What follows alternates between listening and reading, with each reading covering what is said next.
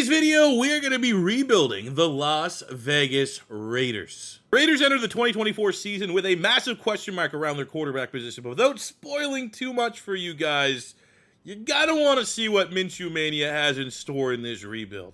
And on this lovely Father's Day, let's let Gardner Minshew be our daddy. Oh yeah, we also draft Carson Beck and create a Georgia powerhouse offense with him and Brock Bowers. It's pretty cool, but let's get into Minshew Mania instead.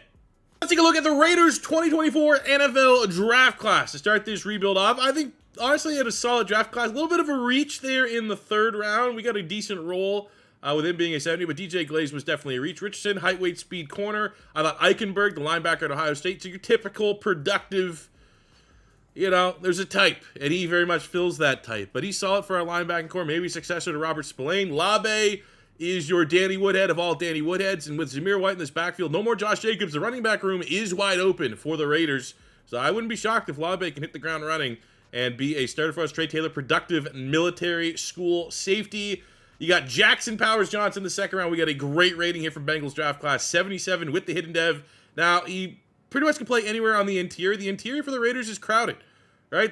We'll see in a second when we kind of preview the roster, but they signed Cody Whitehair from the Bears, who's solid. You got Parham, who still has some upside at center. Andre James is one of the better linemen on the Raiders. So it's kind of crowded, but I think long-term, the fact that JPJ can play pretty much everywhere on the interior, that versatility is going to be nice. And then, again, another weird pick, given the fact that they have Michael Mayer, who's a stud. Now you got Brock Bowers, who's also a stud. I have an idea how I think I'm going to want this to work, because in Madden, I don't think there's ever been a Madden. You probably have to go all the way back to the Patriots when they had Aaron Hernandez and Gronk to have like a playbook that can facilitate two tight ends being a weapon in that 12 personnel. I don't think that's going to be a case here, but I think Brock Bowers is going to play in the slot. And I think with Hunter Renfrow being released for the Raiders, that slot position is wide open. And I think that is my plan right now. Maybe eventually we keep him outright at tight end, but I think you put Michael Mayer at tight end, you move Brock Bowers in the slot. I think that's going to be a healthy offense for this Raiders team. So let's get a kind of quick look at how I want the depth chart to set up year one. Now you might be saying to yourself, C4, you're just going to take this tight end and you're going to move him in the slot and you think he can play like a wideout at the next level. That's a big jump, especially coming from Georgia, where even though the numbers were good, let's be honest, Georgia is a pretty pathetic passing offense. And unless we're getting ducks thrown by Gardner Minshew here, I'm seeing a guy that absolutely will be able to play at wide receiver. And if we get one more nice catch here, we are going to have ourselves a gold performance by 12 points. Let's go. So this might blow up in my face a little bit. This is what we're going to try, though. So looking at our offense, O-line, Jackson Powers-Johnson is going to go with Garrett. We're going to have James Parham, Munford, and Miller. I'm going Parham over Whitehair just because of the young upside. Same with Munford over Pete. Let me just see. We can develop the guy. Michael Mayer will be the starter at tight end. And that's because we're going to have Brock Bowers playing at wide receiver. He's going to be our starting slot wide receiver. We still have Devontae Adams. Jacoby Myers is solid. We kind of got all guys at this point. Devontae's getting up their age a little bit. Maybe at that point in time, we're like, oh, do you start thinking about putting him inside in the slot? Jacoby Myers has been a slot wide receiver forever. And you got Michael Gallup coming over from the Cowboys. But I think this is what we're going to try and figure out. Because obviously we do need to get a quarterback. That is going to be a big thing. I like Gardner Minshew as much as the next guy. He's not your option. He's a Band-Aid until the 2025 NFL Draft. We're going to address as such. Now, something that is kind of interesting now in the defense is and it looks like they're going to try Tyree Wilson as like a hybrid D-end / D tackle. So that's kind of what we're going to do. We're going to play him alongside Christian Wilkins, the big get from the Dolphins in free agency, paying him a pretty penny. He's an absolute beast, man, and a tone setter. And let's be honest, he pretty much is a personification of the Raider way, in my opinion. Outside of that, we got Jack Jones, who's been with Antonio Pierce since high school, which is kind of a cool story. You got Nate Hobbs, who's a solid corner. Jacorian Bennett got a lot of speed. Morig's nice. Spillane, Diablo, Eichenberg are going to be our linebackers. You got Marcus Epps, big hitter, formerly of the Eagles. It's a team that's very much a work in progress. Definitely still early on in the rebuild. I don't think this is going to be a rebuild where we're going to find our success ahead of schedule. But you got pieces. And when you got one of the best pass rushers in the NFL and Max Crosby that can take over games, you throw in, I think Wilkins and Wilson are going to be good players for us as well. You throw in an offense that if we could find a way for Devontae Adams and say Brock Bowers in the slot and Michael Mayer to put it all together, I guess it could be a surprising team. Raiders do generally have a better playbook than most in the AFC, so I'm cautiously optimistic, but I also am not expecting success to year 3 or 4 of this rebuild. Kind of weird here, too. During our first training, Devontae Adams wants to work with Michael Mayer. Okay. I mean, again, kind of creating that healthy ecosystem of wide receivers and tight ends here in, by Vegas getting Brock Bowers and Michael Mayers. It's one of those teams that don't view tight ends and receivers that much differently. Everyone's a receiver here. Everyone's trying to help everyone else get better. I like this start. Zamir White. We're trying to figure out who's going to be our running back. This is week 2 ahead of the Chiefs. A potential breakup to get him off that normal dev up to a star if he can have a good game against a tough Chiefs defense. Shit, we beat the Chiefs. 28-23. Do we also? God damn it. I'll take the win over Kansas City, though. That's a big win. That's a statement win in the sim especially. Okay, we are now 4-0. With a breakout on the D-line. Could it be Kuntz? It is Malcolm Kuntz. Kind of the wild card on the D-line. But hey, I'll tell you what. If he can get off a normal dev, maybe he can develop into a long-term option for us on the other side of Max Crosby. And unfortunately, we suffer our first defeat to the Dolphins. I mean, that is a tough opponent. But do we at least get a breakout? And we do. Malcolm Kuntz. Ladies and gentlemen. Trying to be, I don't know. I don't think I know about him. He's kind of Khalil Mack. Same school. Same build. See if we can hit that ceiling somehow, some way. All right, so coming out of the bye, I said I think we're going to be ahead of schedule. 6-2, sitting atop the AFC West, and we don't even have a quarterback. So that's very impressive. We have the number 2 offense and a top 10. I don't know. We are Raiders, and we are crushing it right now. We have $59 million of salary cap, which is good given the pool of free agents that we have right now. I think Malcolm Kuntz, probably worthy of a 2-year deal. Got a dev trait, so maybe sky's the limit for that guy. He is 26. That's a little older than I would have guessed he is. But, is what it is, not brutal. Diablo, I'd love to see some him being interested in re-signing.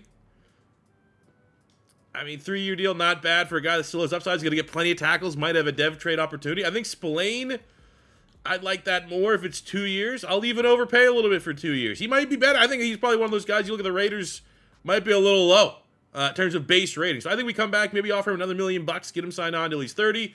Moreg, great player. So let's lock him in at 5 years, $31 million. Definitely a player that's going to be a stalwart. I mean, both him and Nate Hobbs are definitely players that I think are going to be, integral key pieces of this secondary going forward. So I think we come back for Spillane. Just get him till for the rest of his prime. We're still going to have probably close to $40 million this offseason. All right, we got another breakout. Coming off a bounce back. We lost a couple, 7-3. Now giving up the AFC West. We're still in a great spot to compete and wild card at worst. But we got another breakout scenario. And let's see if we're going to be able to hit that. It is Jack Jones. Okay, he's on a star dev, so this would be a jump up to superstar. Who's an ugly one, but Jack Jones, superstar. You know what? I'll take that. Our record was so good at the beginning, we could cost a loss to get a superstar on the defense. By the end of year 1, very much ahead of schedule, even though we are not quite at the Chiefs level. We did beat them twice in the regular season. We go 12-5. We finish. Our rankings are freaking elite. What? Offensively, Brock Bowers gets Offensive Rookie of the Year, which pretty much has our plan of moving him inside of the slot playing off immediately. Gardner Minshew was top 10 in passing this year, which is impressive. 24 touchdowns, 8 picks. However, it's kind of just, he's a bridge quarterback. The player tag fits the player here. We all like Gardner Minshew, but I definitely think if an opportunity arises to get a quarterback in the draft, we might need to pull the trigger. Zamir White crushed it, though. Made the most of his opportunity. 1,300 yards, 16 touchdowns. Got to cut out on the fumbles a little bit, but before we got into this season, I kind of mapped out, maybe we look at a veteran running back for the Raiders. I don't know if Zamir White can be the guy. Well, looks like he could be the guy. As far as receiving, we got 1,200 yards, 6 touchdowns for Devontae Adams. He got after it. Brock Bowers, your Offensive Rookie of the Year, 73 catches, 945 yards, 8 touchdowns. Jacoby Myers with 8 and 5, almost 700 yards and 3 touchdowns from Michael Mayer. So these guys are coexisting. I think we're doing a decent job here. Our biggest individual award, however, goes on the defensive side of the ball with Max Crosby winning Defensive Player of the Year. And he absolutely crushed it. 69 tackles, 14 TFLs, 20 sacks. We got 15 TFLs, 8.5 sacks from Wilkins, which is outstanding. 24 TFLs, 7 sacks from Tyree Wilson. So the change to kind of make a move all around the defensive line, paying immediate dividends. And Kuntz, who got the dev trait, I mean, it's not bad. 54 tackles, 13 TFLs, 4 sacks, but also for him to be the only guy that went up depth chart. I mean, Max Crosby's an X factor, so it couldn't have. It's definitely kind of surprising. Interception numbers, not the best, not the worst. I've seen worse. And Robert Spillane leads the team with 110 tackles, 17 of those not really counting. Not gonna lie, pretty faded right now, and is one of those things where I hit the record button, didn't record, didn't actually hit it, and just talked about the Ravens game there. So, yeah, we beat the Ravens. This team is a juggernaut. This Raiders team is shockingly good right now, and I love that the Sim has fallen in love with our team. But we handled the Ravens in the first round of the playoffs, 23-10. Not so much a big help or assist to Gardner Minshew, but the run game, Zamir White, RB1 season, 78 with 2 touchdowns. Devontae Adams moved the football. We're getting Lave. So, like, our running backs are really a huge part of our offense, which is always good to have that balance. 2.5 sacks for Max Crosby, second half for Wilkins. Our pass rush absolutely ate Lamar Jackson up. With a surprise win, we roll into Kansas City, where we have beat them twice this season, but still not enough to prevent them from winning the division. But you look at the individual rankings, you would almost assume like these should be swapped. The Raiders, year one, should have, the 6th best. They could have a crazy offense, but middle of the mall for pretty much everything else. Not as elite as it has been, but we know the monumental task ahead, which is the Kansas City Chiefs, so we'll fully upgrade our safety room there.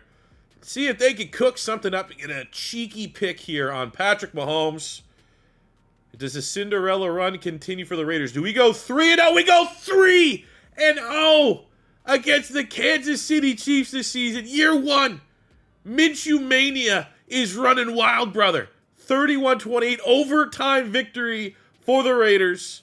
Minshew went toe-to-toe with Patrick Mahomes, the robot. Zamir White, 4 touchdowns and counting this playoff run. Brock Bowers, your offensive rookie of the year. 10 catches, 118 yards, 1 touchdown. Absolutely insane. We got a sack from the nickel corner, Jacorian Bennett. What an upset.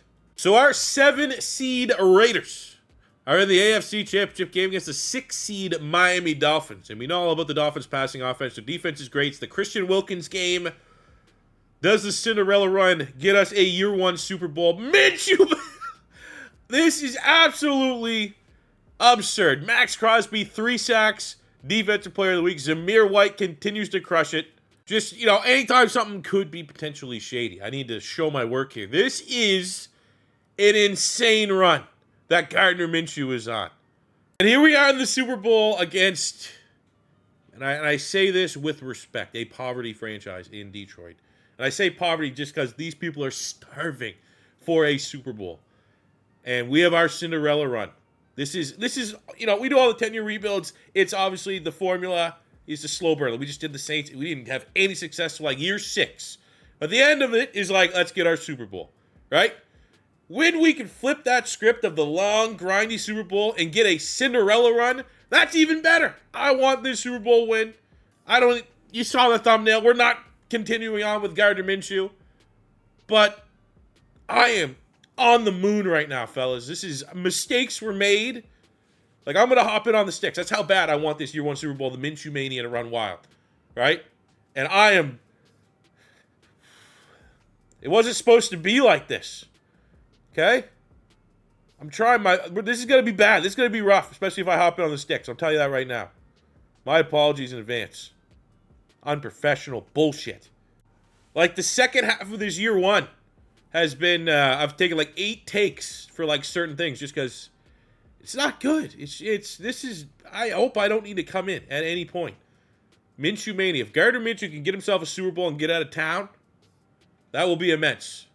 Our defense is great. We got a red zone drive, and the first touchdown goes to the good guys, but Detroit going down the field. We get a touchdown. It's tied up 7-7. Instant touchdown for Detroit. We got a red zone opportunity, 3rd and 10, right before the 2-minute warning. This needs to happen. Oh, no. Okay, let's go stick and nod. We'll have our 2 tight ends in the middle here, Bowers and Michael Mayer. Brock Bowers, Offensive Rookie of the Year, got himself an X Factor. So that is huge. But I don't think he's going to make the line again, so we're going to throw it inside to Michael Mayer.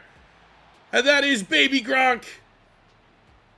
Not the one whose dad should be in jail, but the man that earned the nickname at the University of Notre Dame. Big time touchdown. Ties this one up. Would love to see the defense not give up 2 scores in rapid succession. All right, we're down. Oh, here we go. Okay, I'll tell you right there. That's almost where we lost it. Hey, turnover! Okay, here's a perfect time to come in. 4th and 21. Jesus Christ, fellas. How did it get to this? They are press manning Davante Adams. I'm going to pass pro Zamir White. This has to go to Davante. Another thing, Minshew has like 82 arm strength. Oh my God, this is not good. All right. Come on. Oh, he wins off the line. We get an accurate ball here for Gardner Minshew. It is Davante Adams. Juju Brents. The Colt has found his way on to the Detroit Lions. And I get he's an athlete. I get he's 6'3". I get he has 99 jumping. Big. You can't put a young pup like that, a second-year player, on Davante Adams, press man, no safety help over top. We are going to absolutely punish you there. And the 1-point lead. Come on, defense. Just do your job.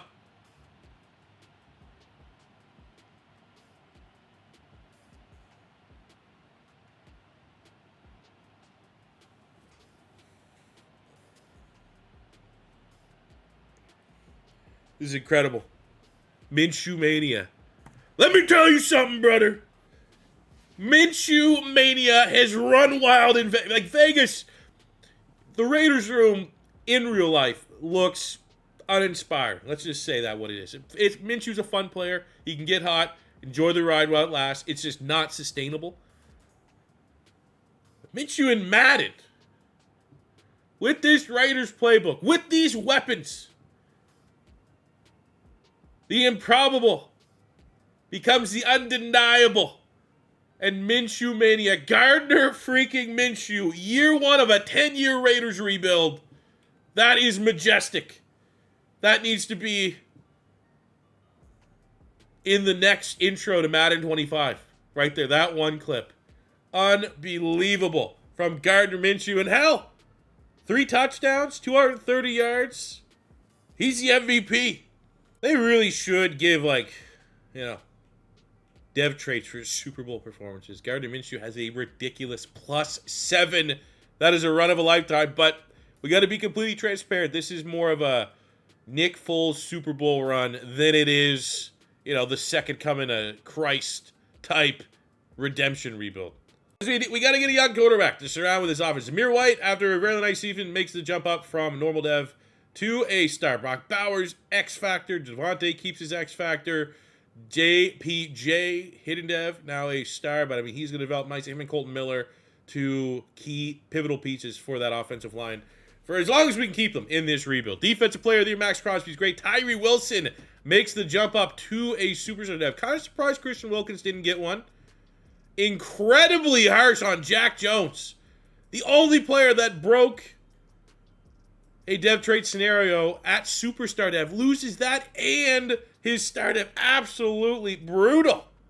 So we spent a little bit in free agency. We bring in Brandon Stevens at corner, 27 years old, 80 with a star dev, just because Jack Jones is melting or something. That's the only way to explain double dev trait loss, which is brutal. He's only 27 years old.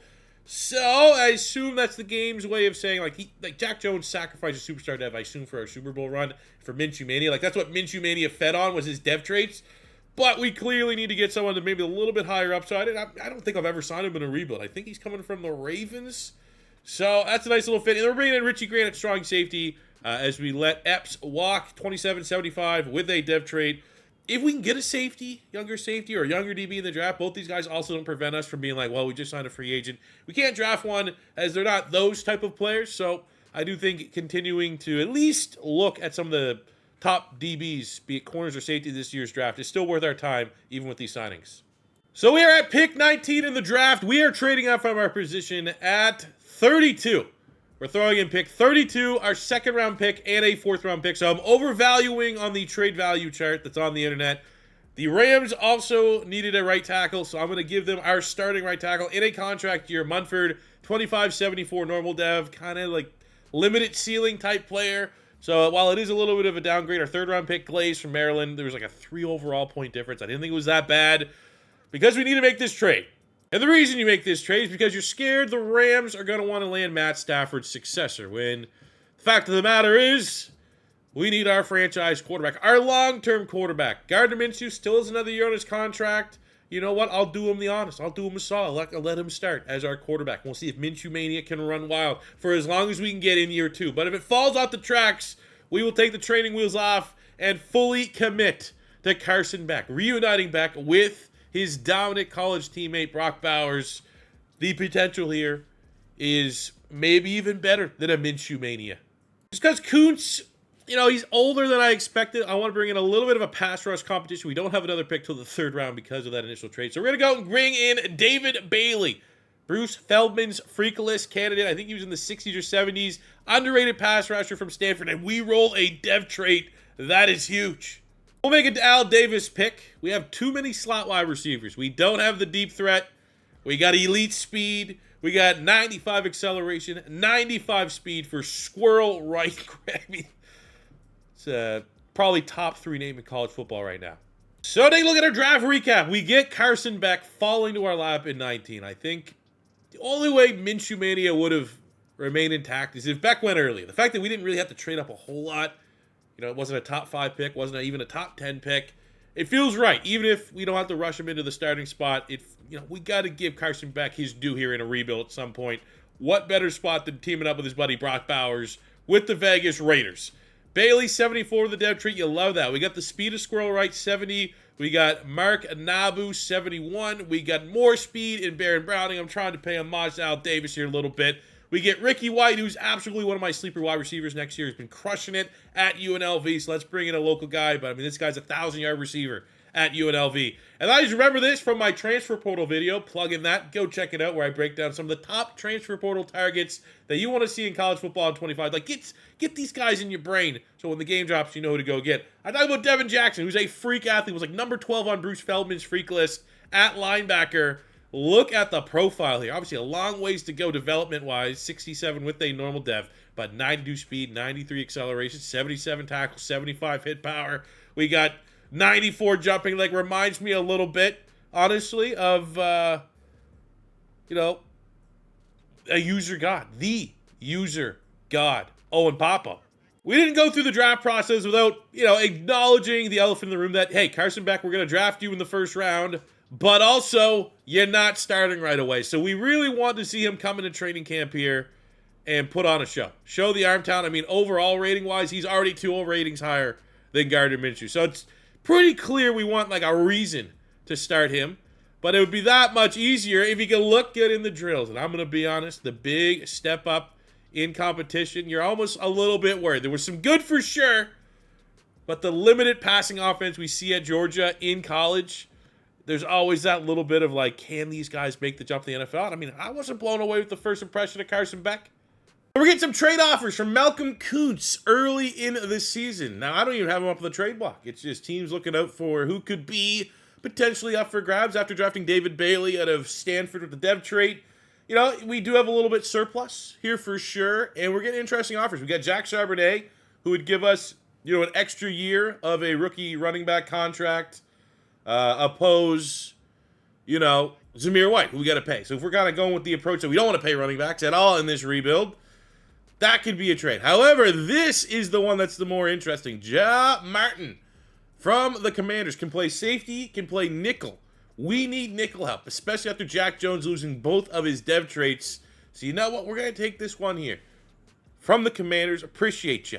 So we're at the midway point of the season, and, again, we said we'd do this solid and let Minshew Mania try to run wild, but we're treading water here a little bit, and it's about time to go with the future. We'd almost have to be undefeated, honestly, for me to continue with Minshew Mania.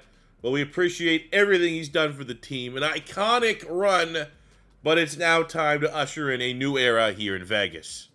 Honestly, another reason on top of that, I am not paying Gardner Minshew almost $70 million. I'm glad that he's going to get this contract. Glad someone's going to pay him this money because he's won a Super Bowl, but it's not going to be here. He's getting that Nick Foles. Where'd he go? With the Jags or something like that after he won the Super Bowl for the Philadelphia Eagles? No, thank you. But we have $80 million, and we're going to throw that money around. We have Colton Miller here at left tackle, an awesome left tackle. I'm going to give him a 5-year, $100 million deal because I still think he is his best football ahead of him. Jacoby Myers, I think, Probably can move on there. Zamir White, that is just fantastic value. We can get on a 5-year, 23. Like, we are paying him pennies on the dollar. Now, Jack Jones, another guy. I think we'll keep him on a 2-year deal, just more so for and he's Antonio Pierce's guy on the defense. We'll keep Antonio Pierce happy. Even though he lost 2 dev traits in one offseason, at worst, if he's our corner 3, corner 4, you feel somewhat decent throwing him out there. Do we show respect to the special teamers on this squad? I hate paying special teamers, especially in these long 10-year rebuilds, because it's just so stupid having your salary cap tied up. But the Raiders always prioritize having good special teamers, so we'll get both these guys locked in for the next 2 seasons. And we're starting to win here again, go above 500, only game back of the Kansas City Chiefs after the quarterback change, and we got 2 breakout scenarios. I'll take one. First up, Zamir White looking to make the jump from star to superstar. Tough to get in the sim for sure, but still attainable. 150 total yards, so I could see, 120 rushing, 30 receiving to kind of hit on that. And plus, we're going against a 2-11 Bears team that are down bad. And then we have Nate Hobbs, another star player, trying to become a superstar this season. I'll take 50%. Give me one of those. Give me one of these dev traits and the win. All right, we got the win, but unfortunately, no dev trait for Zamir White. Also, it wasn't necessarily a stifling defensive performance. We gave up 21 points, so it's not a lock that Nate Hobbs gets his dev trait. Wow. Brutal. We finished strong. We go 10-7, runner-up in the AFC West, but we get immediately an opportunity here to take on the Kansas City Chiefs and prove that we're the best team. Offensively, pretty good. Defensively, though, our rankings kind of fell off a map from where they were last year. Now, I feel like if we gave Carson Beck the starting job right away, he would have cruised to Offensive Rookie of the Year, but he loses out to Shedeur Sanders, who is the successor for Aaron Rodgers in New York. And in half a season, 2,800 yards, 26 touchdowns to 6 picks. Real solid from Carson Beck. Offensively, shout out Devontae Adams for getting Wide Receiver of the Year. He kind of went off. 83 catches, 1,400 yards, 11 touchdowns. Myers with 8-7, 7-5 for Mayer, 7-8 for Brock Bowers. So I'm glad these guys have kind of been able to coexist. Run the ball, not bad for Zamir White. Get himself a 5-year contract, 1,300 yards, 15 touchdowns. He keeps that pace. We're probably going to have a 90-plus overall running back making like $3 million a year. And it is back-to-back Defensive Players of the Year award for Max Crosby. And he's absolutely crushing it. 84 tackles, 23 TFLs with 18 sacks. We got 13.5 for Christian Wilkins, 12 from Tyree Wilson, 16 TFLs, 4 sacks for the rookie David Bailey. Happy with those numbers. Interceptions need to step it up, though. But here we go. First round against the Chiefs. Can we shock the world? It's going to be tough, man, especially with a rookie quarterback. And we win 34-0. What? That is the biggest ass kick I think I've ever had of the Chiefs. It's times like this where you got to really see just what happened. How did we kick the shit out of them so bad? Mahomes, 2 picks. 96 yards. 183, 2 touchdowns for Carson Beck. We ran the ball well. Dominating. Look at the... Jesus Christ. We just didn't even really want to throw the football. 2 touchdowns, Jacoby Myers, who is in his final year here with the Raiders. 2.5 for Max Crosby, 2 for Tyree Wilson. We got our picks, Diablo and Stevens. What a performance. It doesn't get any easier as we take on 41 touchdown to 1 pick, Lamar Jackson and the Baltimore Ravens here in the divisional round. We got Carson Beck magic. 17-16. Our defense, that has not been good. We saw our rankings. It's a lot of red. Has been outstanding as Carson Beck goes toe-to-toe with the league MVP Lamar Jackson. We got Zamir White, 87 yards. Olave with a touchdown. Big numbers there. Everyone contributed, receiving Michael Mayer with the touchdown. Defensively, another big-time performance. 2.5 Tyree Wilson, 2.5 Max Crosby. Christian Wilkins getting after it. What a run we are on here again in year 2. And somehow, some way, the Raiders, year 1 and year 2, are in back-to-back AFC championship games. This time, it is the 10-7 Bengals, who look solid. They don't look anything special, but maybe that's the magic. Maybe just, as long as you don't look too special, you're going to go on a run here. So at the opportunity with a rookie quarterback to make it back to a Super Bowl. And still, we got Minshew on the roster. Damn. A little bit short. 27-14, we fall to the Bengals. Max Crosby with a hat trick. We'll give it up to Joe Burrow. We crash and burn, but another Cinderella-esque run. And I feel like we've at least established that anytime the Raiders make the playoffs, you might have a down period, you might miss it here or there, but anytime we go in the playoffs, we know that we can get hot and beat anybody in the AFC.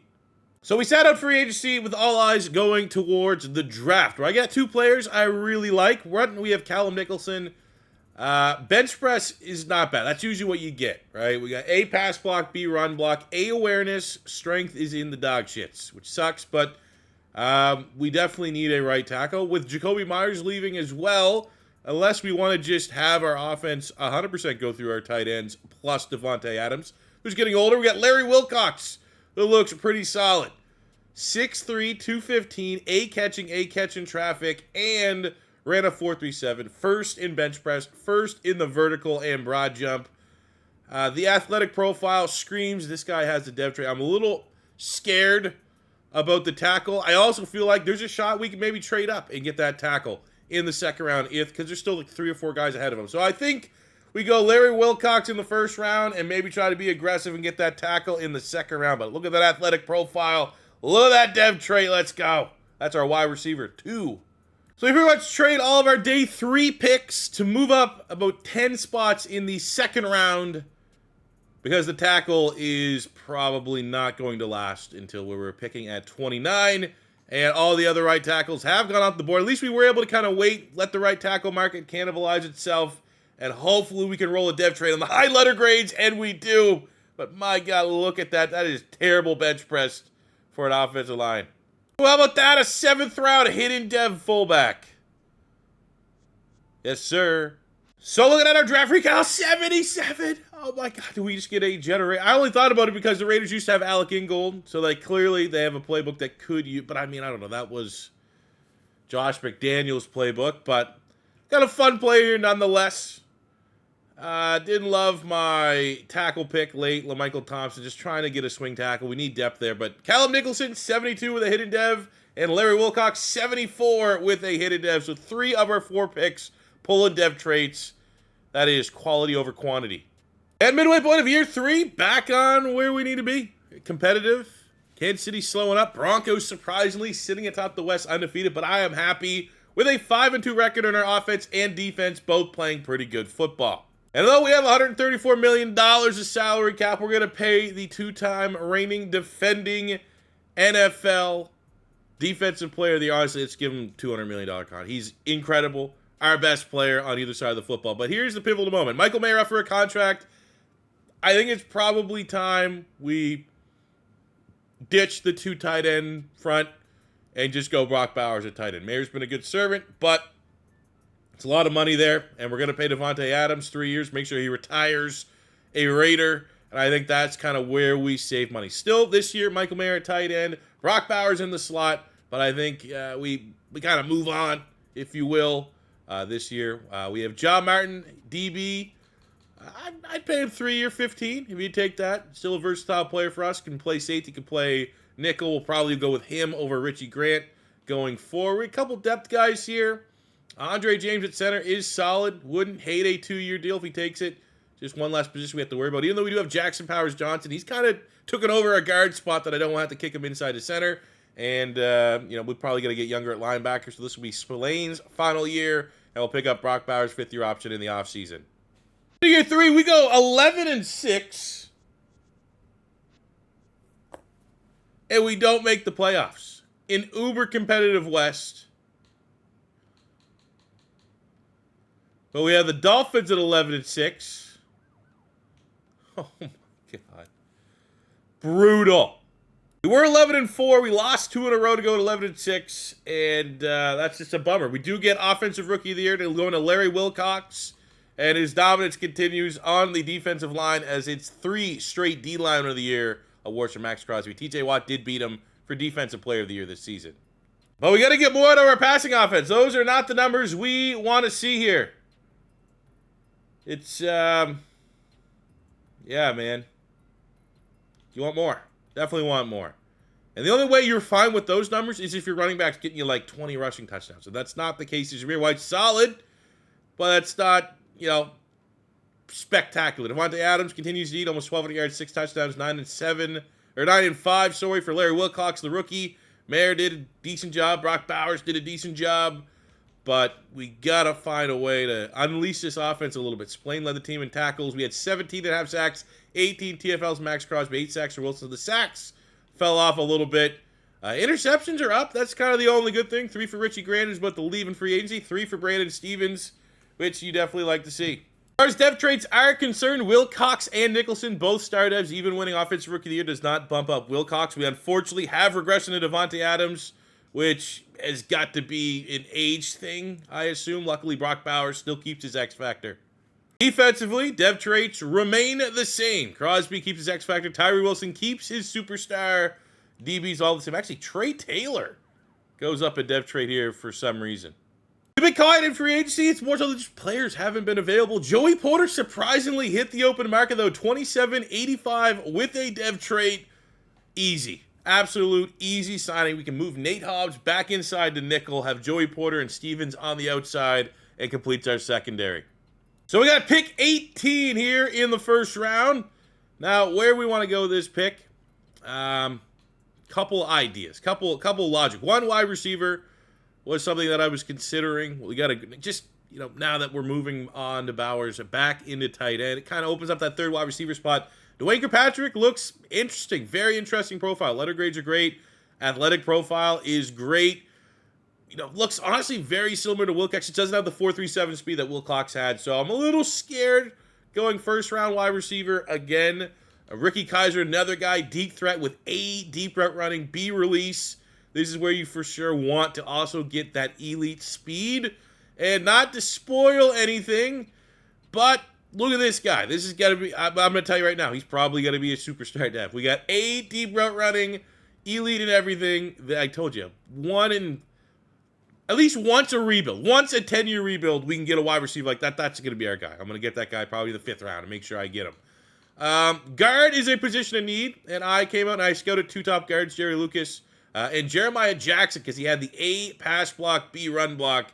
He looks very interesting, but that looks like a guy we can probably get in the 2nd round, maybe even trade up in the 2nd round. So the next spot is like, I'm looking at who's getting old, and I'm thinking Christian Wilkins at D tackle. He's starting to show his age a little bit. So we scouted some D tackles here, and Bruce Thomas ended up kind of being the best balance of letter grades and athleticism. Great speed, great acceleration, elite strength. So I think we go Bruce Thomas here.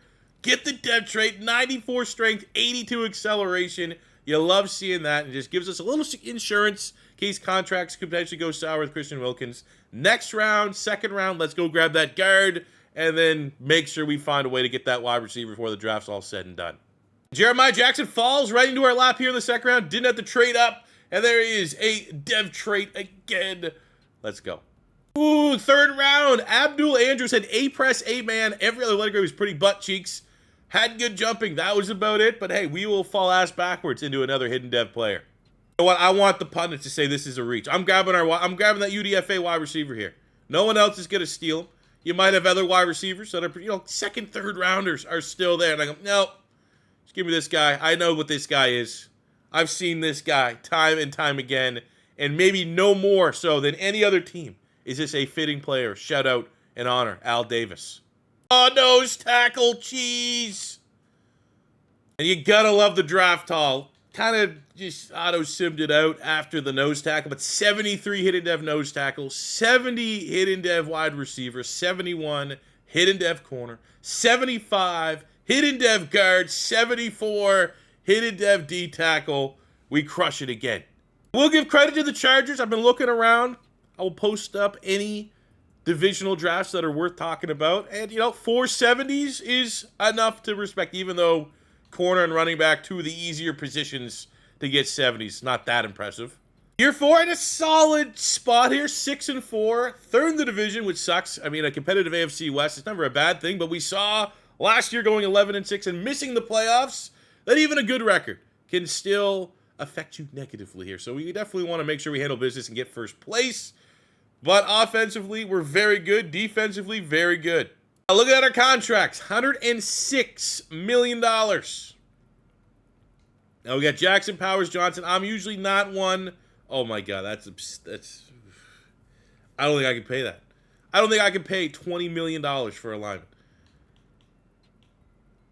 Like the only way this, I don't even. I do like keeping the homegrown guys. You know, the players that are, especially when you do rebuilds like this post-draft. Hopefully this doesn't come back to bite us in the ass. We're still operating on the rookie contract of Carson Beck, so we'll do that. I think Tyree Wilson, another player worthy of a contract extension. He's been solid on the inside. Let's see, we give him a 4-year, $61 million. We're handling business here. Stevens, we could probably move on. Trey Taylor going up dev trade is very interesting. He's like one of those guys where you just sneak him onto a 4-year, very cheap deal. Who knows? He might play for us someday. Might be a nickel, might be a slot. Now, we did draft 2 hidden dev D tackles with the idea that we can find a successor for Christian Wilkins and save some money. I think that's what we're going to do versus bringing him back on like a Band-Aid 1-year, $25 million. He was playing well, dropped off a little bit last season, but I think it's, either it was pay Wilkins for 2 years or pay Jackson Powers Johnson. I don't want 2 kind of not great contracts long-term on the books, even though Wilkins is a stud. I like our D tackle rotation. I think we got some guys with upside, 2 hidden devs. Hopefully one of them, they're both still hidden, haven't unlocked. I'd love to see one of those guys be a superstar. But I think it's probably best we move on from Wilkins. We have some linebackers that we're going to let go. Probably time to cut ties with our expensive special teamers as well. We'll save a couple bucks here when all is said and done. It goes on year 4 going 10-7, third in the division again with double-digit wins. However, this time we are able to sneak into the playoffs here with a wild card matchup awaiting us. But look at the ranks. Second best passing offense. That's after years of Carson Beck putting up not amazing numbers, and we finished with the #1 defense in the NFL. Max Crosby, D lineman of the year. We also got Daniel Carlson, kicker of the year, as our only 2 award winners. Look at our stats. Second in yards for Carson Beck. We got to get the touchdowns going here. I really want to get him off that start of up to a superstar. Not a bad year, all things considered. Run the ball, 1,100 yards, 11 touchdowns for Zamir White, 9 touchdowns for Labe, who's been a great role player for us. 1,400 yards, 8 touchdowns for Devontae Adams. Wilcox with 1,100 yards, 7 tuds, 6, almost 700 yards, 5 touchdowns for Bowers. Maybe starting to, flirt with potentially losing a dev trait there. I definitely thought with no Michael Mayer, he would kind of open things up there a little bit. Greg Graham, our UDFA, we knew he's a superstar, right? So hopefully he keeps that dev trait as well. But that is an awesome pick. I love the fact that we were able to get that guy defensively. Diablo with a bunch of tackles. We got 20 TFLs, 13 sacks for Max Crosby, 17 TFLs, 10.5 sacks for Bailey. Tyree Wilson with 9.5 sacks. Wilkins, Wilkins, 4th best passer. Obviously, he probably opens things up for Tyree Wilson. But it's, I think for $25 million a year, it's probably time to move off of Christian. It could bite us in the ass. He could be the guy that's allowing Crosby, Bailey, and Wilson to eat. We get rid of him, and all these guys cut their sacks in half. And if that happens, I will admit I was wrong.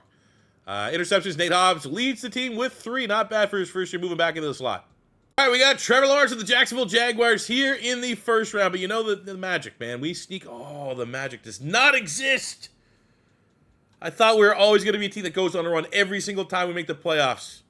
And the year that we are one of the best teams in the league, one and done. Brutal. So dev trades closing out the year offensively. Carson Beck makes the jump up to, I don't know how he got this. I'm going to be honest with you. But,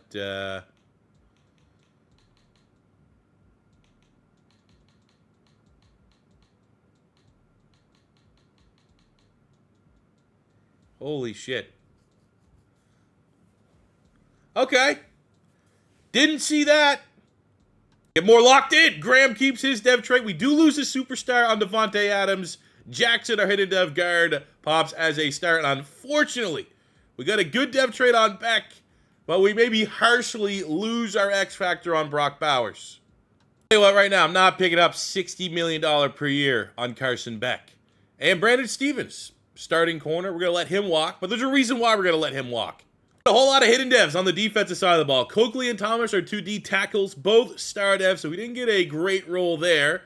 But Andrews, the A-press, A-man corner, giving us a superstar dev, so he's going to be our replacement for Brandon Stevens at starting corner. So our scouting this year went towards, we do need a linebacker. So I scouted outside linebackers. I know you're going to get a lot of edge rushers, but you're also going to get guys like this. Dan Howard, first, second round talent, run stuffer, 3 A's and a C. Devontae Sherrills, first, second round talent, 2 A's, 2 B's. So there, I feel like we can kind of wait. We don't have to burn a first round pick on one of these guys. At least one of them will be available to us. Looking at the athletic profiles of who we would like. Howard, he does still have pull in elite speed. But you look at Sherrills, a little bit more, getting that 4.5. So both those guys are terrific options. Other position of need for us is safety. Our safeties are just if you're not Moerig, you're losing dev traits. Trey Taylor got a star, lost his dev trait. Jatavius Martin had a star dev, lost his dev trait. So I am very much intrigued by drafting a safety. We can get a good one. We get a couple ones. Usually for safeties, the tiebreaker for me is coverage. And we got B-man coverage here on Jermaine Saunders, 6 feet 211. Combine, pretty good. Fastest 40-yard dash. Bench press is good. 3-cone, 20-yard shuttle, kind of what you're looking for. We also have Trey Williams, second-round pick at a USC. B-man, B tackle. Combine, not great. You don't love seeing a decent in acceleration. At strong safety, we have Earl Seymour, who has, that's more of a tackling front. We have B-man coverage on Yarbrough, who I did scout. Unfortunately, the tackle I thought was going to be a B. The combine, not bad at all. But I'm going to be honest. Looking at this, I think our first-round pick here going to be Saunders. Hopefully we get a dev trade. I haven't had the best luck drafting safeties. Hey, I'll take the hit at dev. Let's go. And there might be a shot here. We get Dan Howard, and we can get Sherrills in the 3rd round. Because we do need 2 line. I just think we got to see what sticks.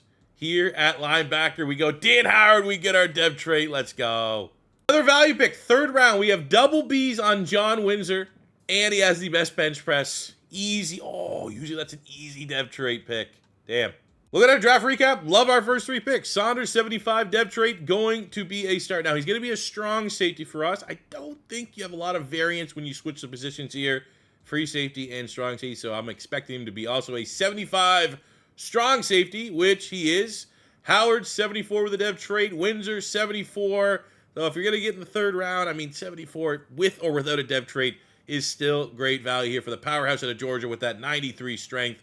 Rest of the draft, kind of just grabbing some role players and depth picks.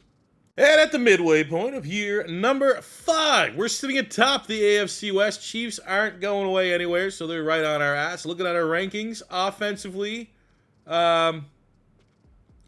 weird passing numbers, to be honest with you. Just inconsistent. I don't know why there's been zero consistency. Defense, however, very consistent. Last year, they were awesome. This year, they're awesome. As far as our contracts are concerned, we have $92 million and 3 players that need to get paid. First, we have Brock Bowers, who, again, has he deserved this contract? Maybe. But also, you can make the argument he has. We have Carson Beck, who we're just going to continue to gamble on the young kid here. Wow, neither one of these guys want to sign. What about you, Mr. David Bailey? 4-year, 76. We get him locked in. We'll be able to get Bowers and Beck, keep the Georgia Bulldogs together. And everyone else, appreciate you. But we're broke. Maybe surprisingly here, as we close out year 5 with an 11-6 record, it is our first divisional championship of the rebuild. That is, out of all the ones we've done, probably the longest it's taken us to win our division. But when you're in a division with the Chiefs, kind of comes with the territory. We get a nice Week 18 victory, 24-10 over the Buffalo Bills with a weekly Player of the Week performance from Tyree Wilson. At D-tackle, 10 tackles, 2 sacks. Slow start to his career in real life. That was kind of expected. They drafted him, and I'm pretty sure he was banged up coming out of Texas Tech. But the move inside for him has been huge for the squad, and we're going to need that momentum here for a big playoff run. Bad news is, we're winning, but our quarterback seemingly ceiling is 20-some touchdowns. He is not, we are paying him $200 million, and has he even sniffed 30 yet? I'm not too sure how we could look at changing up the offense for sure.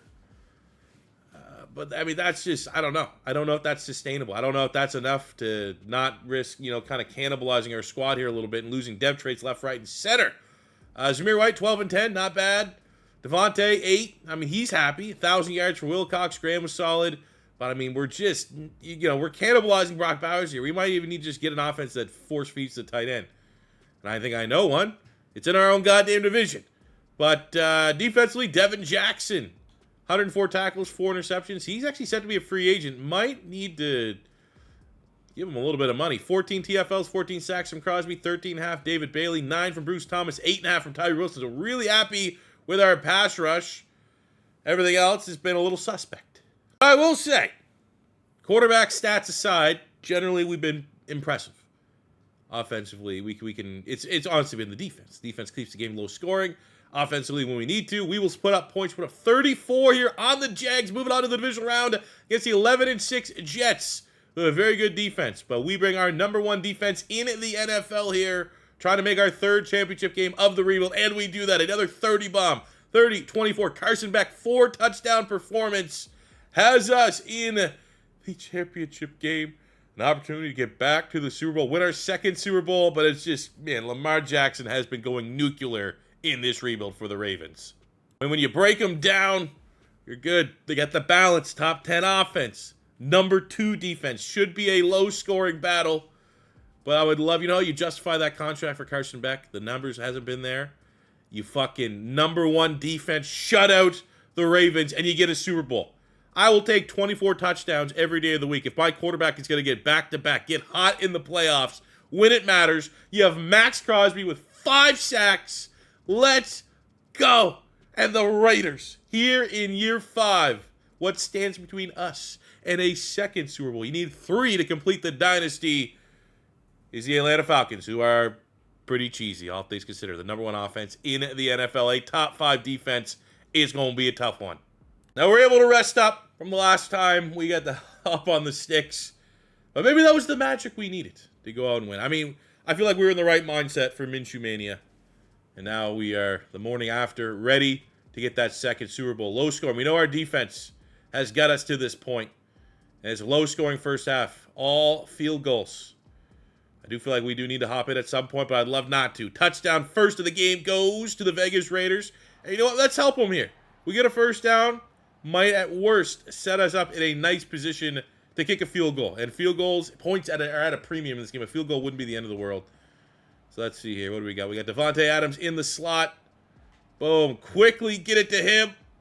Out in space. Fringe field goal range. We'll burn a timeout right there. 48 seconds remaining. That will be one of our 3 opportunities. And let's just see if the guys here can see this one out here. Get any points. I will take field goal. I will take touchdown ideally. And we get the touchdown. 17-6. Let's freaking go. Instant touchdown again.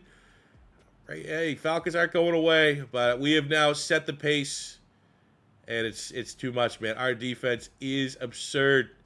I mean, and you know what? When we had to score touchdowns, when it was like, a couple punts back and forth, touchdown Raiders, and Carson Beck, the $200 million quarterback that can't throw for 30 touchdowns to save his life, goes nuclear. Look at him. He's losing his mind. He's going buck wild there. And he gives himself a Super Bowl ring. That is another 4-0 playoff run. Very similar to year 1, where we just ran the entire gauntlet. It's unbelievable. Who did we beat in the first Super Bowl, though? I can't remember. Green Bay? 49ers?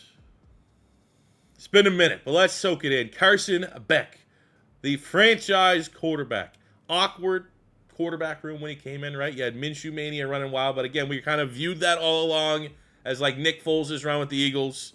Was not particularly sustainable. And you know what? It could go Zamir White, but I'm going to give the MVP Carson Beck just to continue to validate the contract we gave him. Oh, I also understand free agency. We haven't really signed anyone big outside of Joey Porter Jr. because free agency has just been a lot of this. And I get we are a team that it's win now, try to compete for Super Bowls. So these older players kind of make sense as needle movers. But we still got another 5 years on the rebuild left. So I'm not looking to sign short-term deals right now, especially with our salary cap starting to get a little tight. Got our franchise quarterback paid. It's just been one of those free agencies where like all the good guys are like 32, 33. Now, as your defending Super Bowl champions at pick 32, our only starter that we need is a guard at left guard. And we got pretty good one here, 3rd round. Greg Lucas, A pass block, B run block. We have another A pass block and Joey. But look, that's 3rd, 4th round. I feel like we reach in the 2nd round to go get that guy. So now we're definitely in BPA. And I'm looking here. We got Cantu,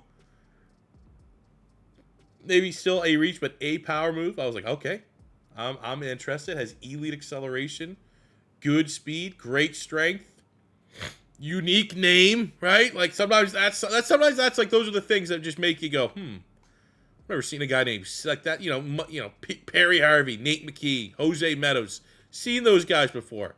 Cantu is unique enough, exotic enough for me to think maybe this guy's an absolute stud. And I'm kind of looking elsewhere. There's no other, that's the guy we need to pick at all. Chris Baber does have the B zone coverage. Same with Burks. So I'm thinking,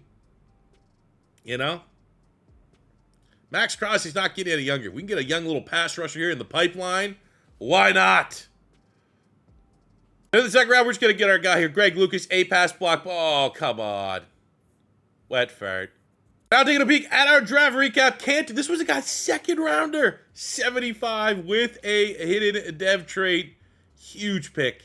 And, no pressure at all on Max Crosby. We just paid Bailey's coming off his best year. It's just BPA at this spot. And his successor in case Max Crosby retires. Somewhat surprising. But this guy is an absolute stud. I'm optimistic that dev trade's going to be better than his star, to be honest with you. Lucas, 73 with a normal. We got Cam White, 73, normal dev corner, and a couple depth guys to finish at the draft. Year 6 for the Raiders, and we sit tied with the Kansas City Chiefs atop the AFC West. You look at our ratings, it's a mixed bag overall, but the offense is solid. Defense still playing at a very high level. Look at contracts for your defending Super Bowl champions. I did set my focus scouting towards corner. So I do think that kind of puts Nate Hobbs on the outside looking at. I mean, that's still reasonable. 1 year, $8 million for an 86 corner. Probably regress down to an 84, 83. I don't know. It's just one of those awkward, do we really want to pay that price or do we just get younger at that position? Morig has been, solid as well. I think for a veteran, we got to consider it though. 3 years, what's his rating going to be? That's a longer contract than I'd feel comfortable paying. Nicholson at tackle still has a lot of good football ahead of him, so I'm thinking maybe 4 years, 5. Yeah, let's keep him at least 30 if he'll take it. 5-year, 58 for the right tackle. We have Larry Wilcox at wide receiver. I mean, he's been solid, breaking out a little bit, especially with Devontae Adams, down to an 81 normal right now, just regressing. It's unfortunate. We'll definitely have to keep tabs and see what his stats are at the end of the season, because it could be it. I think not a brutal contract for Will. 25. Where's he going to be in 5 years' time? I feel like in 5 years' time, he's going to be, 94, 95, and we're paying him $14 million a year. That's going to be worth the price of admission right there. And we close out year 6, 14-3, our best record of the rebuild, our second straight AFC West title. Our offense, wish it was better. Our defense couldn't ask for more. Now, we surprisingly, especially on the defensive side, didn't have a single award winner. Not a bad year from Carson Beck. Given, what his ceiling has been in this offense, 3,900 yards, 28 touchdowns, 2 picks. We got 11 and 11 for Zamir White, 1,007 for Wilcox, Graham for 1,000. Devontae, father time gets everybody. Almost 700 yards, 6 touchdowns for Brock Bowers. Defensively, Dan Howard leads the team with 97 tackles, 8 TFLs. We got 13.5 sacks, Max Crosby, 12 from David Bailey, 6 from Tyree Wilson, 4.5 from Thomas. Interception, Saunders with 2 picks, 2 for Joey Porter Jr. But, man, interception numbers generally been kind of low here, especially for how good our defense has been. Because we're pretty close to the end of the line. We might get another year out of him, but in case he does retire, we're at over 1,300 receptions for Devontae Adams, just under 18,000 yards with 143 touchdowns, which has him at 3rd all-time, 4 catches, which has him at 2nd all-time for receiving yards, and it has him inside the top 5 all-time for receiving touchdowns. First ballot Hall of Famer, easy, is Devontae Adams. After kicking our feet up in the wild card round, we have our first matchup in the divisional round against the Baltimore Ravens, a team that we have met a couple times here already in this rebuild. Tricky opponent. We've had their number. Probably due for an L at some point, but not this time. 28-7. Our defense has solved the Lamar Jackson problem. The defensive player of the week performance from Max Crosby. 2 sacks, but look who we have standing between us and another Super Bowl. It's goddamn Chiefs. Hate the Chiefs. Absolutely hate them. I'll always respect them enough. We're going to auto-upgrade our players here. Zamir White, Windsor, 2 of our starters, running back and guard. I don't want to lose to them. If there's anyone you don't want to lose to, it's those goddamn Chiefs. 11-6 in the regular season. Already pissed off they didn't win the division. Oh, it's close. 27-21. Damn. Shit. Surprisingly, Davante Adams doesn't retire. It's Colton Miller at left tackle, hanging him up after 12 years. Surprisingly, we don't really have a left tackle in the pipeline, and probably wish I scouted left tackles for the draft. So to start the offseason, our OC got poached. Our DC also got poached. We're going to bring in Sammy Rios, who is the Bills DC. So we're going to go with a Bills defensive playbook. But we got to figure out the offense here. I think it's our first good opportunity to see if we can get a good roll here. And it's always a Cincinnati guy. I mean, let's try it. Before I even go and look to see if I can get like a tackle, cheap tackle, it's good to know that Patrick Mahomes is leaving Kansas City. Looking for that cheap, affordable tackle. I mean, Ballard is solid here. But, I guess the question is, will there be a good tackle? Will there be a better tackle available at the asset in the first round? My gut says probably not. So let's offer him a 4-year 40, see where that puts us in the bidding war. And if we can get him, he's going to be our brand new left tackle. Damn, second wave of retirements. Davante Adams retires. Brutal. So going into the draft, I found a guy I really want. And he's not going to cost us a top 5 pick, but he's also not going to be cheap. I need a safety. And Nate Hudick from Mizzou, A-man coverage. Unique traits are always what I want to chase. You throw in the fact he's also big-time athlete. First in the 40-yard dash, 4.3 speed, 3-cone, 20-yard shuttle is what you want. Usually trading up for a safety, kind of risky, but I think this guy's going to be a freak. So the bummers, I had to give up 2 first-round picks to make this trade. I'd love to make a player. We have some assets, surplus players, but Philly, as if you can see kind of behind this, it's faded. They are $32 million in the red. So I couldn't throw in any players. It had to be a picks-to-picks trade. So this needs to pan out. But I'm thinking this guy here is at least a superstar dev. And given the fact you make the argument, safety is our biggest need, and you have a unicorn in regards to the man coverage. You never see A-covered safeties, let alone ones that the athletic profile also ticks the boxes off. So Nate Hudick, welcome to the Raiders. We need you to be a beast. That dev trait can't be a normal or silver. I absolutely hated the rest of the draft. It was trash mode. Just set your board, sim it out. Hudick was the man that we needed. 78 with the dev trait. And a lot of pressure, but we need to get interceptions. We need to get turnovers in the secondary. That's been the kind of mystique of our elite defense, is how are we remaining this sustainable without getting these turnovers? And I think Hudick's going to be an absolute monster for us. All right, so now we're going into year 7. Need a recap. I mean, our team and our offense, unfortunately, because it just hasn't been great, has cannibalized itself. Zamir White's lost all his dev traits. We've lost a superstar on Beck. Luckily, our Graham's kept his superstar. Bowers has regressed down a little bit. So, I mean, the offense doesn't look like a juggernaut, but it's still really, really damn good. And especially Brock Bowers. Even though he's only a star dev, he is arguably the best tight end we've seen in a very long time. Defensively, however, we look real stout. And using our coach tree ability to unveil a dev trait, Hudick, well worth the 2 first-round picks. Superstar X Factor. And the halfway point of year 7, we fucking suck now, I guess. $48 million contract-wise, not really in the mood to pay anybody. All these guys are severely underperforming. Abdul Andrews has managed to maintain his superstar dev trait, so we'll keep him for another 4 years. I think same goes to Graham. He's like been immune to dev trait regression, so let's see if we can get him locked in for the remainder of the rebuild. 5 years, 75 for the 88 superstar dev wide receiver. Jackson's solid, but let's be honest, that's replaceable. You can get a much cheaper option, I think, either in the draft or on the open market. Bruce Thomas at D-tackle actually has been really good. I think if I'm going to pay someone else, it will be him. Let's lock him in. 4 years, $43 million deal, and we handle all of our business early. And shockingly, after trading 2 first-round picks for a fucking safety, we go 5-12, last in the division. We don't even have a first-round pick to have something out of this. Even worse, we made the switch to the Bengals playbook, which is supposed to be solid at our brutal, man. I'm fine. You know, let's just hope we can get like fire this guy and get a Cowboy or Chiefs offense going here in the offseason. This sucks. Unacceptable. Shout out in a down year. Lineman of the year does go to Jackson Powers Johnson. The rest of the numbers, like, brutal. Like, one of the worst sim offenses I've seen. Shout out Larry Wilcox getting his. But, you know, brutal. Absolutely. Like, I don't know what happened. Did they nerf the Bengals playbook a little bit? I mean, Max Crosby, hell of a year, 15 sacks, 11 for Wilson, 7 for Thomas, 3 from Hudik on almost 100 tackles. So, I mean, he was a baller. I'm surprised, actually, he didn't get Defensive Rookie of the Year.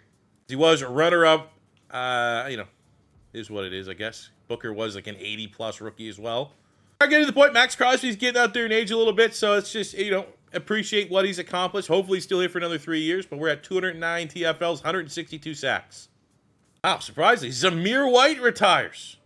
All right, add that to the list of things we need without having a first-round pick to replace him. Well, the first part of our offseason, very easy. Get the hell out of here. Not even worth it that he has QB Guru. Still not getting a good role at all for the, like, Washington's not a good off. Like, Seattle honestly might be our best chance. Detroit, I mean, their sim offense not, I would say it's either Detroit or Seattle. And I guess tiebreaker Seattle does also bring quarterback Guru. So let's try that out. Another year, another not good at all. Free agency period is what it is. So our needs for this draft, I have written down as running back, wide receiver, and guard. Running back and guard, the two in particular that we need starters for. That's kind of where I scouted. At guard, I ended up scouting Reggie Matthews, who's a great talent in the third round. I think that'd be wait and see. We scouted a center here, Derek Tolliver. Didn't get a grade, but he does have the A run block, A awareness. So we got options. Now at running back, this is where I kind of just went off of Combine, and Jabril Sheldon looks like a monster. This might have to be 3 A's, ball carrier vision, break tackle, and carrying. Then you throw in the fact he runs 4.35, first in the 40-yard dash to his pro day. I mean, running back's not a huge part of our offense, but he's pretty much lining up as the best pick for us here. 4th in the second round, and he's going to be a day one starter. Follow up, we have 2 third-round picks. First, we're going to get Reggie Matthews, the guard out of South Florida, hidden dev, day one starter as well. So it's a hell of a linebacker prospect here. 3 A's for Kenny Lane, also runs in the 4.5s. Not the elite you want to see, but I think enough there. Get ourselves a depth trait linebacker that probably will contribute sooner than later for our core. So of a down year where we didn't have a first-round pick, this is absolutely the kind of draft you needed. Sheldon, 75 hidden dev, 73 hidden dev, 74 hidden dev. We get a 73 wideout, Jeffrey Bradshaw out of Texas, our little Hunter Renfrow regen. That is an outstanding draft for not having that first-round pick, which would have been 4th overall in the draft. And then when we point of year 8, all we did, switch the Seattle Seahawks playbook, which, and we did that organically. There was nothing too crazy at that at all. It was fire the OC that wasn't getting the job done. Best OC that available was Seattle. Players remained the same. We didn't make any big movers, and we're 6-1. Let's go. Defense back on top. I mean, honestly, all that gassing up the Seahawks switch. Our offense is middle of the mall, but last year it was terrible. So even that's a little bit of progress. With $69 million of available cap. All right, interesting. We got Tyree Wilson at D-tackle. We have D-tackles behind him. That's kind of, we prepared for this. So I'd rather not just give him he's been solid, hell of a redemption story, but he's already regressing a lot. It's probably best to move on. Max Crosby, I'm actually going to give him a 2-year until he retires. He's going to be a Raider through and through. I mean, he might actually have a shot at 200 sacks, which would be absolutely incredible. Linebacker, it's where it gets a little interesting. I like Dan Howard, obviously, as our superstar, the bell of the ball of our linebacking core. He's not overly interested. We're going to have to pay him more than maybe the market value, but I don't want to let him walk, so we'll keep him as well. And we close out year 8 back in the mix. 11-6. Those goddamn Chiefs are still up there. Offensively, needs to be said.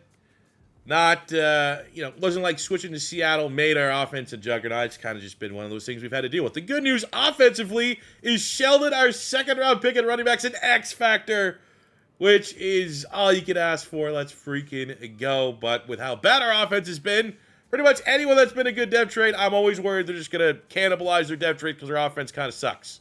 Make it make fucking sense, man. Why is it so, like, it... I almost want to just put on the Chiefs to see if it's possible to get over 30 passing touchdowns with the Raiders. The ageless wonder Max Crosby is our only award winner with D-Lineman of the Year, going, I don't know how many, he's probably won that 5 times now in this rebuild. And it's fair to say, the defense. I mean, Carson Beck's kind of turned it on in the playoffs. Sheldon goes over 1,000 yards in his rookie campaign. Rock Bowers goes over 1,000 yards. I'm going to say right now, I moved him into the slot. So it is what it is. Graham, not bad. But the defense has easily carried the load for this rebuild. And look at Max Crosby. 16 TFLs, 19.5 sacks, 9 from Bailey, 5 from Wilson, 5 from Cantu. Interceptions are dog shit. With this campaign, Max Crosby is now banked 225 TFLs, 182 sacks. And because it's his final year, shout out Tyree Wilson carving out a very nice career for himself. 500 tackles, 119 TFLs, 70 sacks. The first round of the playoffs, we get the 12-5 New York Jets. Now, to be honest, we do have that playoff magic, but, and this is clearly 38 points. How our offense is played, that's probably the most points we've scored all year. 38-21. Carson Beck continues to prove he's game in the playoffs. He's like, I don't know, I'm trying to think. There's got to be a quarterback, Brock Bowers, with a hell of a game that's just not pedestrian in the regular season, and then when it's playoff time, it's big time. It's elite. Like, I don't want to disrespect Tom Brady, but I mean, clearly Tom Brady always had insane playoff runs where maybe the regular season was great, if not, maybe not elite. Elite in the playoffs, great in the regular season. But we'll take that, man. And then the division round, we get the 9-8 Titans, who are not particularly good at anything, so this should be a layup and a walk all the way to the AFC Championship game. We win ugly, 17-3. But with a Max Crosby ageless wonder performance, we are back in the championship game. What stands between us and a third Super Bowl, a dynasty status, is those goddamn Kansas City Chiefs. And they don't have Mahomes anymore. They still have the Chiefs playbook. And holy fuck, I wish we had the Chiefs playbook. God damn it. Honestly, for us, the big thing is Max Crosby's returning to try and become, I don't want to say he's going to be the sack leader, but 200 sacks would be pretty cool. I'm going to imagine Myles Garrett, Micah Parsons could be up there. Myles Garrett, 193. Aaron Donald, 187. Max Crosby, 182. Micah Parsons, 177. The race is on for 200. Myles Garrett has retired, so we don't got to worry about that. It's going to come down to likely us versus Micah Parsons. And by us, I mean Max Crosby. Let's try this again. Firing our OC. Please. Carolina, Detroit, Buffalo, Carolina, Washington, Las Vegas. It's just the same fucking pool. What about head coaches?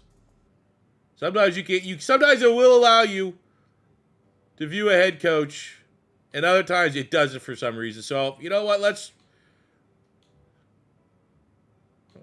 try Carolina. I've seen Bryce Young light it up. Let's try Carolina. Got to recap where our squad is at. Good news is Brock Bowers back up to a superstar. Sheldon kept his dev trait. And you look at our offense, maybe a guard, maybe a high upside wide receiver. But the offense, as long as we get the playbook right, this team should be prolific offensively. Defensively, also, we've got some superstars at linebacker. Clifton, Lane, and Howard. That's a lot of depth there. Hudick keeps his X factor. Saunders has been great ever since we drafted him. Andrews did lose his superstar, but still 87 overall, not bad. The D-line, Bailey, Thomas. Cantu's going to be kind of that hybrid edge, D-tackle, in and out, kind of like Tyree. Wilson a little bit. Max Crosby, still elite. So I think, honestly, we go into this draft, this offseason, corner for sure.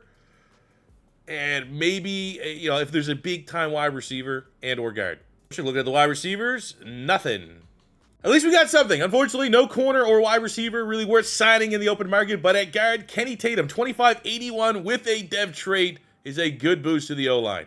Now for the draft, we need corner and wide receiver in a bad way. Our focus scouting this year, luckily, was a wide receiver. However, the guy that we really want, the guy that we've done our homework on, is going at pick 10. So that would require another trade up. Bryson Faulkner out of Alabama, top 5 true talent.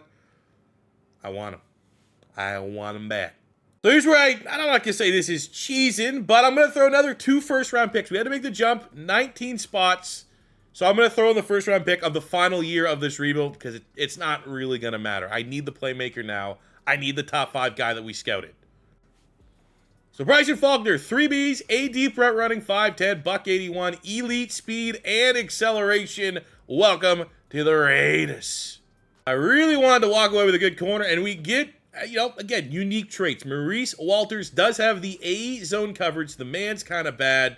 Combine, not brutal. 3-cone, 20-yard shuttle where you want to see it. Bench press is what it is. 4.43, not brutal. Elite agility.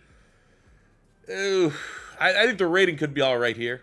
Pretty weak day 3, and again, it's kind of been a theme in this rebuild. Didn't end up with Kyle Allen. Nice little 70-plus corner in day 3. But the rest of it, man, just kind of picking through the scraps. Whiffed on a guy that I thought was going to be all right in Claxton. But Walters, if I'm going to get a normal dev, 76, anything 75-plus out of the first round, you kind of can look past there being no dev trade. But Faulkner costing us 2 first-round picks, 77. That you almost need to say that dev trade has to be superstar at minimum. Not the best top 5 true talent player you can land. All right, so the switch to the Panthers playbook, at least in terms of points per game, it's gone up. Defense still played at a high level. We're 5-1 midway point. Broncos right on our ass. Chiefs only 2 wins behind as well. It's going to be tough down here the final stretch. Let's make sure we don't choke this. Let's get our 3rd divisional championship of the rebuild. Contract time, don't have a crazy amount of money, but these are the guys we want to run the full rebuild with. $34 million remaining. Luckily, not a lot of pending free agents. David Bailey and Saunders are the 2. I mean, Bailey's been solid. I don't know if it's 100% something we're going to be able to afford, but, outside of that one down here, 9 sacks, 11 TFLs, 12 sacks, 13, 10. I feel like if we can make it work, and he's interested in coming back, we get him locked in for the main reel. $8 million.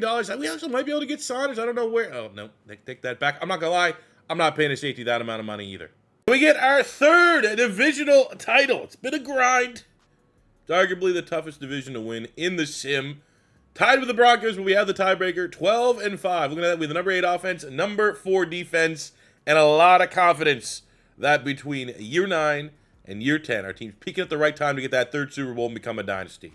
Rookie wide receiver, Bryson Faulkner is Offensive Rookie of the Year, and that's what you want to see when you trade up for a player.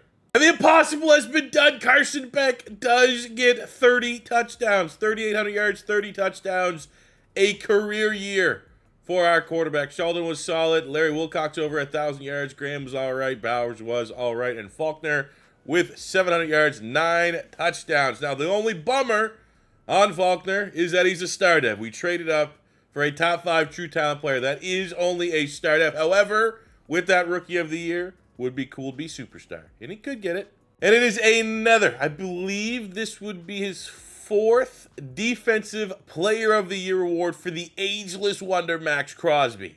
And he's just so badass, man. 75 tackles, 17 TFLs, 15.5 sacks. We get 8 from Bruce Thomas, 3.5 Cad 2, 3.5 from Bailey. So everyone else having a down year, but he's just showing that he's unstoppable. Looking at the sack race, Micah Parsons has tied Bruce Smith with 200. Max Crosby, 3 off the mark.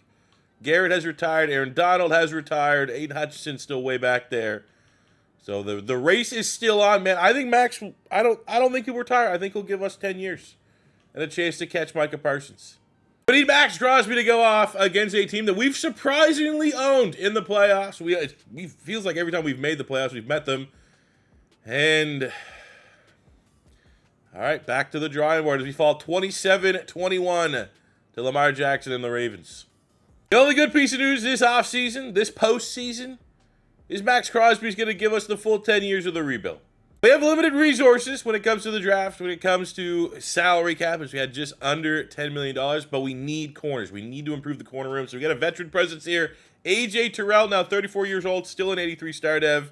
He'll help. I've scouted the corners in this draft. We need the most pro-ready. We have Deontay Maynard, 3 Bs and an A in man coverage, and he likely would probably be in the range of our first-round pick. Combine's not bad. It's also not perfect. He does have elite acceleration and jumping. The straight line speed's not the best. Top corner in this class is D. Pearman. A catching, A man, B press, B zone. Now, a little bit undersized, 5'10", 190 for the outside. But when you see the physicals, elite acceleration, agility, and speed, 4.30, first in the 3-cone, first in the bench press. I think we you know, consolation prize is how we view this, and let's see if we can be aggressive and trade up. That's gonna be a tough trade up. I'll see what they want.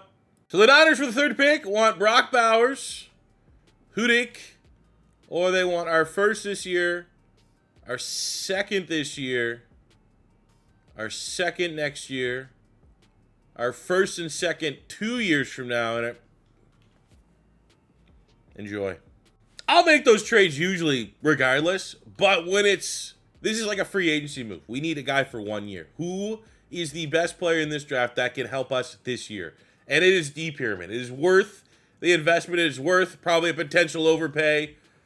But this guy's an absolute dog, and he's going to be a lockdown corner for us. Potentially on an, I have no idea what that rating's going to be.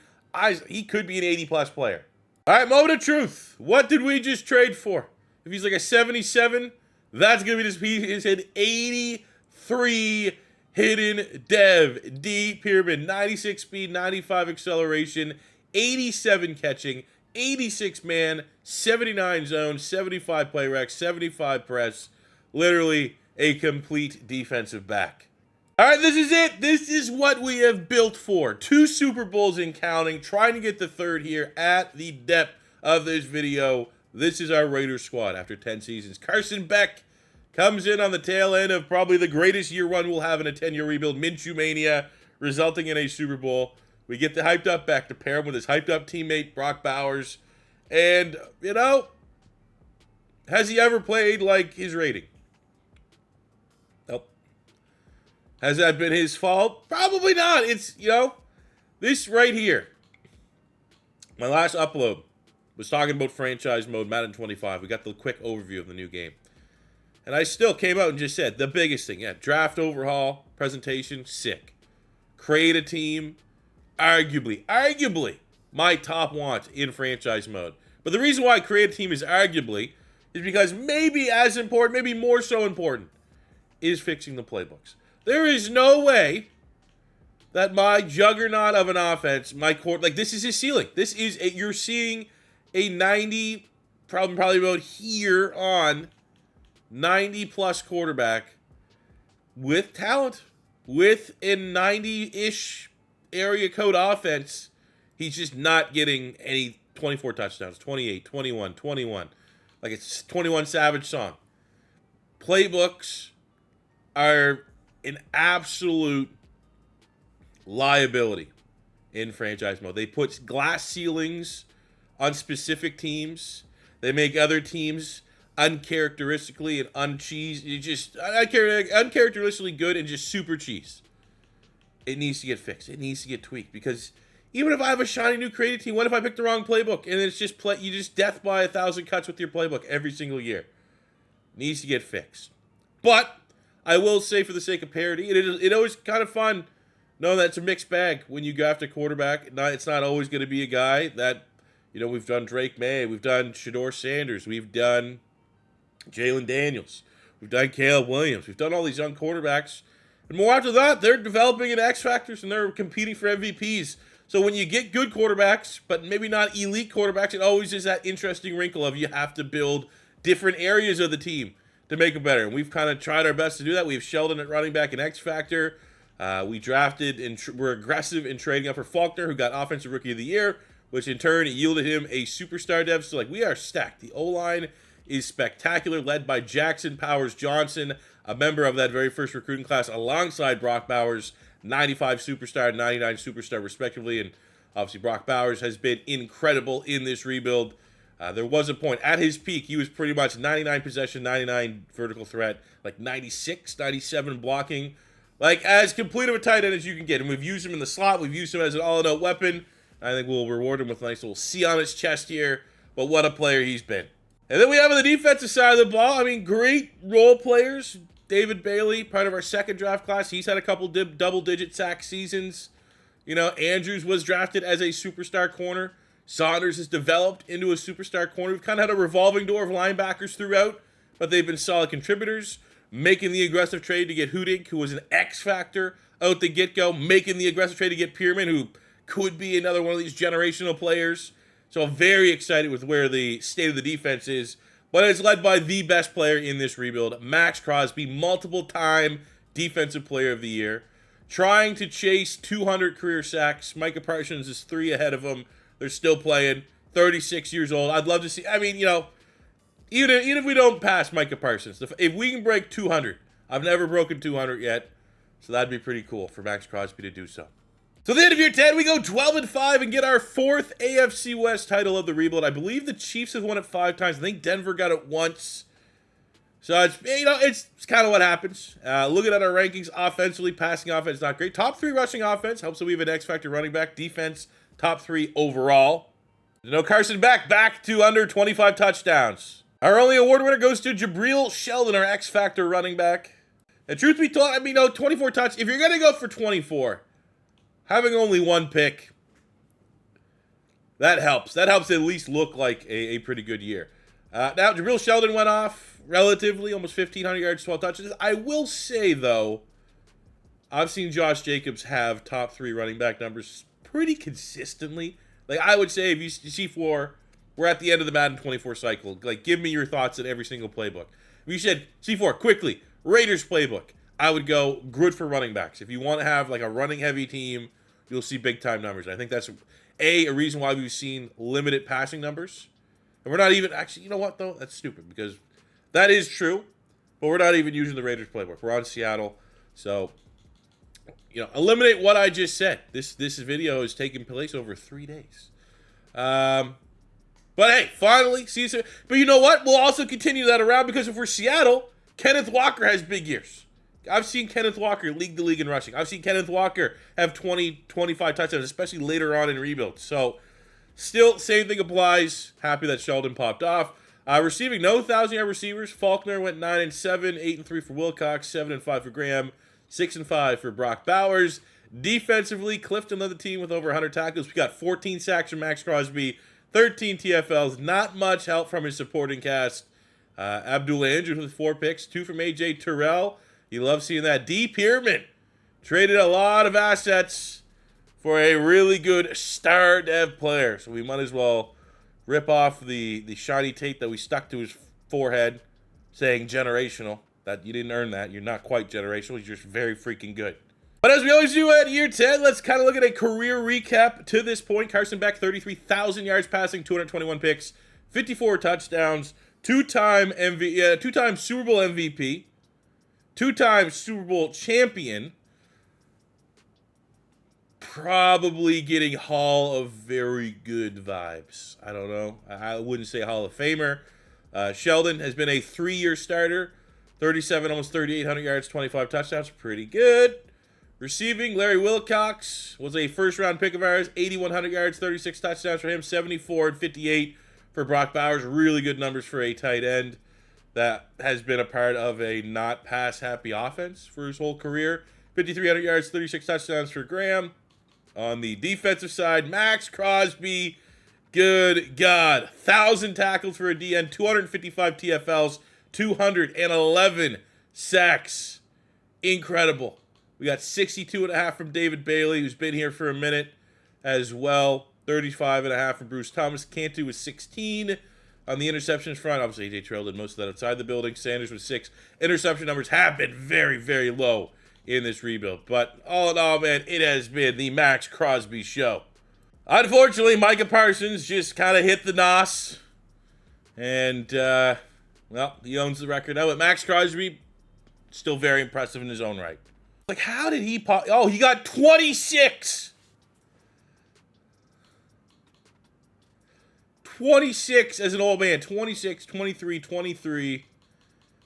Micah Parsons went nuclear as an old man. Like he's freaking Julius Peppers or Jared Allen or something.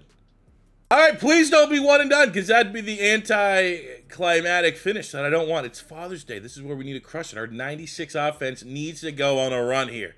And the division round, we have the 10-7 Pittsburgh Steelers. Our team offensively and defensively superior. And we're able to prove that and get back to the AFC Championship game as we get a Player of the Week performance from our D-tackle, Brandon Thomas. 11 tackles, 1 sack. And hey, we don't have to play the Baltimore Ravens during a playoff stretch, except now we have the Cleveland Browns. who have Walter Nolan at D tackle, has been an absolute monster. Browns are the #2 offense in the NFL. What? How? See, what about this team? He's popping off. They go, okay. Joe Burrow's the quarterback of the Browns. They got a 95 X-Factor running back and Danny Benson, a rookie, won at that. How's a rookie get up to a 95 overall? Holy shit. He had a good year. Not. Wow. They got Deshaun Stoutmeyer, 6'3", 230 pound, 96 speed, 98. Holy, wide receiver. Wide receiver 2's 91. All right, pretty good. Decent tight end. O-line across the board. Pretty solid offensive line. Solid. That's a good offensive line. Defensively, TJ Parker, 88. Juwan Hill, 85. Walter Nolan kind of carries the load there on that D-line. 92, 86 at linebacker. J.R. Leonard, big 6'3", almost 99 speed corner, superstar. Carruthers is popping. Okay. It's a good team. Real good team. But they're not better than us. They are not better than us. They are not going to stand in our way of achieving dynasty status. And we handle business 28-6 on the back of Carson Beck. 250 yards, 2 touchdowns through the air, 1 on the ground as the Raiders here in year 10 go into a Super Bowl, I assume, against Tampa Bay. A very quick scouting report on Tampa Bay. Top 10 offense, top 5 defense. Pretty solid team. 10-6-1, 88 overall. We're 93 overall. Let's go achieve that dynasty. We do have 3 opportunities to hop it on the sticks. I always prefer when I don't have to do that because it makes you feel a little less cheesy, a little bit more of an authentic win, but when you spot the other team 10 points in the first quarter, sometimes you need to come in and help them out a little bit. So we have a 4th and 6. We are going to go for it. We're going to remain aggressive. We're in their territory. I think you'd go for this almost anyways. Got the squiggly lines, which is sensational. We're going to throw a great ball here to Wilcox. Our wide receiver 1, missed tackle by the linebacker. Matched up with Wilcox in the slot. We'll take that matchup all day long. Man, oh man, we just feels like the offense does not want to win here today. But we get a cheesy 2 touchdowns in the final 2 minutes of the game. Tampa scores first in the second half. A lot of nothing. Third quarter was nothing. How many punts? 3-4 punts in the second half from Vegas. And we didn't even get to snip the fucking ball, man. Such a brutal offense. And he still played well. He should have had 6 touchdowns. The amount of punts that happened in this game, unacceptable. I can't dump all of my quarterback for having 3 touchdowns to J.J. McCarthy's 1. Still annoying. Still very annoying. So, that will do it for here today's rebuild. We end up with 2 Super Bowls, 3 appearances, weird offense, weird team numbers, but at least we got to experience the greatness that is Max Crosby, finishing with 211 career sacks, breaking records, setting records. Let me know in the comment section below what team you want to see next. We're getting obviously to the very end of the Madden 24 cycle, so we only have a limited amount of rebuilds next. I don't really know off the top of my head who I want to do the Raiders. I want to do the Raiders at some point, so I just kind of pushed them to the front of the line. But if there's this team you guys really want to see, make sure you let me know in the comment section below. If it's your first time stopping by, hit that subscribe button. We're getting very close to 170,000 subscribers on the channel. We'd love to hit that before College Football 25 drops. And yeah, until next time, it's your boy C4 saying peace and love ya. Have a good one. Happy Father's Day.